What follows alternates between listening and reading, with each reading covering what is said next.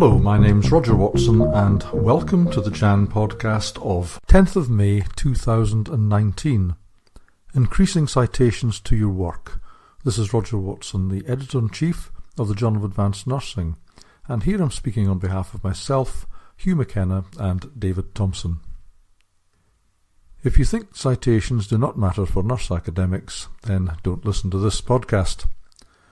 There seems to be a knee-jerk reaction among our colleagues to almost any mention of citations, and this is often expressed as pearls of wisdom such as citations don't matter, impact factors of journals don't matter, and itch indices don't mean anything.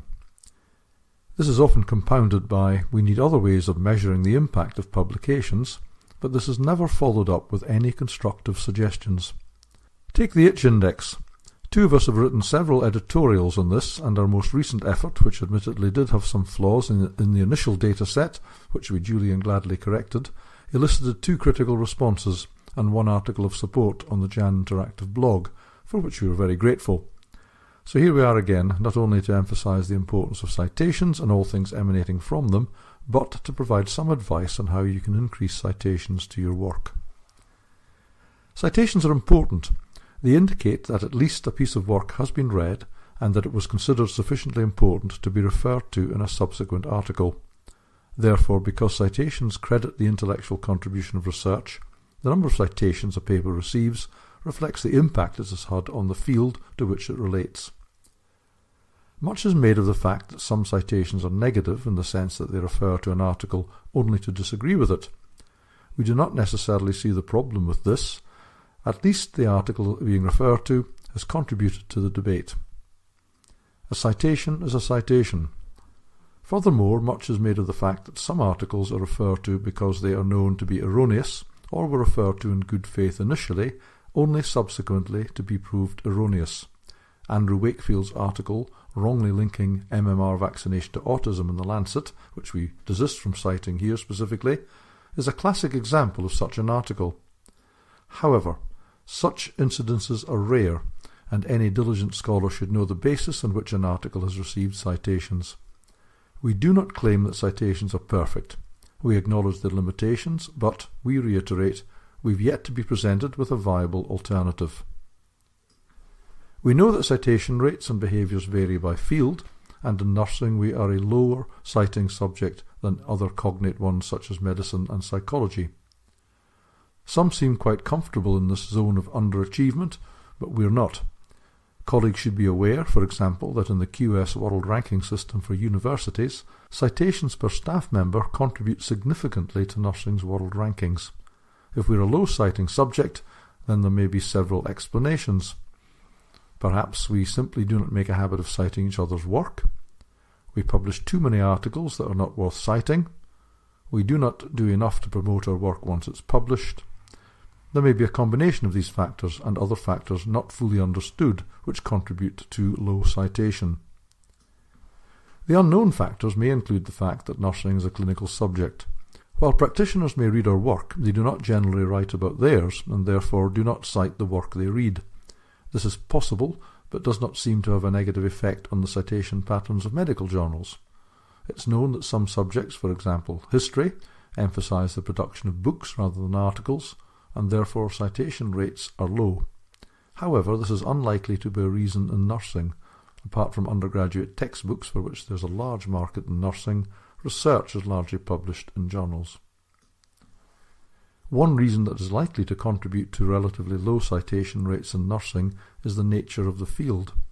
In bench science and in some topical and novel areas of medicine, the rate of discovery and turnover of research is much more rapid than in nursing.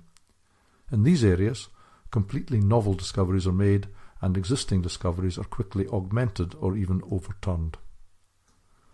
If the problem is behavioural, as in habitually not citing the work of others, then an immediate solution eludes us.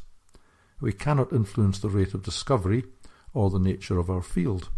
However, we consider that we can publish more citable work, and that we can do more to increase citations to our work. Please note that we do not advocate inappropriate ways of inflating citation to our articles. These inappropriate ways include excessive self-citation, encouraging or obliging our PhD students to cite us, or citation clubs, whereby groups of researchers agree to cite each other's work. Publishing an endless stream of trivial articles limited in terms of location, methodology and sample size is not a strategy for increasing citations. While it's almost impossible to predict if any specific article will become highly cited, we do have the information to tell us which articles tend to be more highly cited. These include reviews and methodological papers. Among the remaining articles, those emanating from original research, the larger the study, the more important the topic it addresses and the rigour with which the topic is addressed all contribute. Here the patterns are not so clear, but large, properly conducted clinical trials will win over cross-sectional surveys. Qualitative articles involving hard-to-reach samples about an important health issue will win over another focus group study of how nurses feel about being nurses. In addition, older papers are more likely to be cited and have had more time to accumulate citations, and it's widely acknowledged that internationally co-authored papers tend to gain more citations, and that open access articles are more highly cited than subscription-only articles. With specific reference to Jan, of the top 10 most cited articles in 2017, 5 were reviews. Of the top 12 highest cited articles, 7 were reviews. In nursing generally, in the same year, the first and third most cited articles published in the International Journal of Nursing Studies were reviews, and the only Jan article in the top 10 was a review. This is also the case with other subject areas including chemistry, physics, economics and business studies. Some people have always been good at promoting their publications. They were willing to put an effort into it and used the few means at their disposal to do so. One way was sending off-prints of their articles to other researchers, and a prime way was to ensure that they promoted their work, and thereby their publications, at conferences. Other ways in the early days of the internet and emails were to list latest publications as a signature to emails, and to use whatever online facilities existed to make published work more visible. These approaches and the rise in social media over the past decade have led to ever more effective ways of promoting your publications. Taking Twitter as an example, the ease with which a link to your latest publication can be sent out to your followers with an apposite quote and perhaps a picture was unimaginable when we 3 authors set out on our academic careers. There's a good reason for all academics to take this seriously. Witness the significance which Jan ascribes to social media, and we're relatively late starters compared with some other journals, principally The Lancet. These journals put considerable effort into promoting their authors on social media because they know it's important and effective and consider that authors can also play their part in promoting their own work. There's evidence that the use of social media is effective, and the correlation between mentions on social media, blogs and Twitter, is known to be associated with higher cited articles.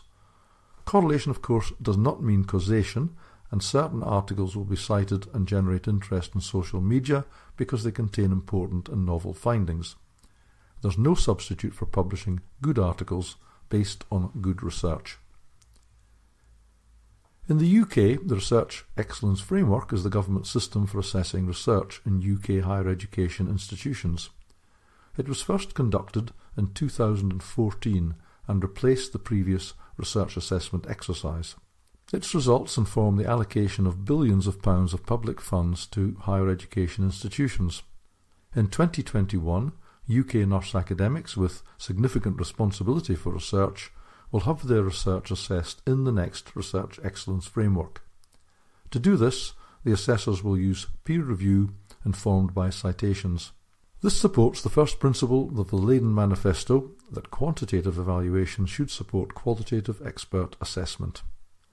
Following a competitive tendering exercise, Clarivate Analytics is the company which will supply the citation information for Research Excellence Framework 2021. In Research Excellence Framework 2014, it was Scopus.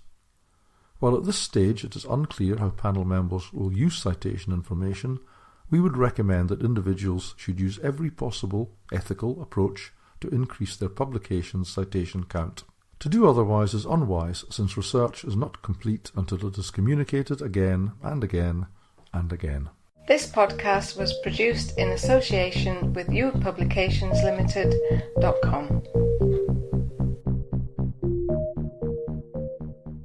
do do.